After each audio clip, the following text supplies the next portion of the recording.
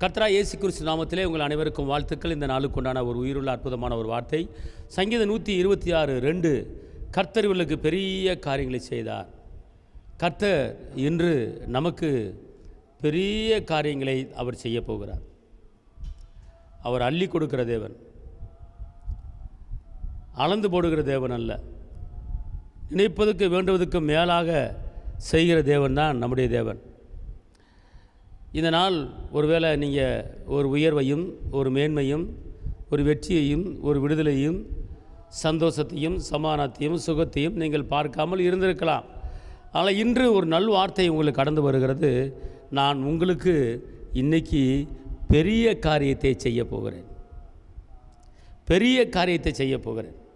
சின்ன காரியம் இல்லை, சின்ன இடம் இல்லை, சின்ன வீடு இல்லை, சின்ன வேலை இல்லை, சொல்ப வருமானம் இல்லை, பெரிய வருமானம், உயர்ந்த வருமானத்தை கொடுத்து நான் உங்களை உயர்த்த போகிறேன்.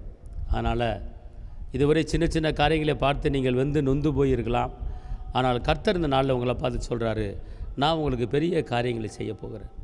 சின்னவன் 1000 சிறியவன் பலத்த ஜாதியாகும்படி தாவீது வர வர விரித்து அடைந்தது போல உன்னை மேன்மையாக்கி மேன்மைப்படுத்துவேன் வசனத்தின் போடு மலை மேல் இருக்கிற பட்டணமெல்லாம் உயர்த்துவேன் என்ற வசனத்தின்படி கர்த்தர் உங்களை உயர்த்த போகிறார்.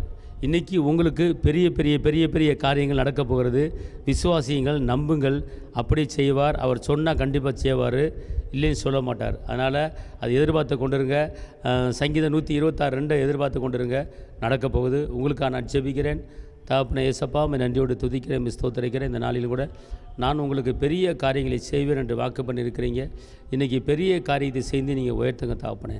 உடைய பிள்ளைகள் எந்த சூழ்நிலையிலும் வெக்கப்பட்டு போகாத அளவுக்கு தலைநிபர பண்ணுங்கள். கிருபை பலன் கூட இருப்பதாக இயேசுவின் நாமத்தில் பிதாவே, ஆமென். கர்த்தர் உங்களை ஆசீர்வதிப்பார். அல்லேலூயா.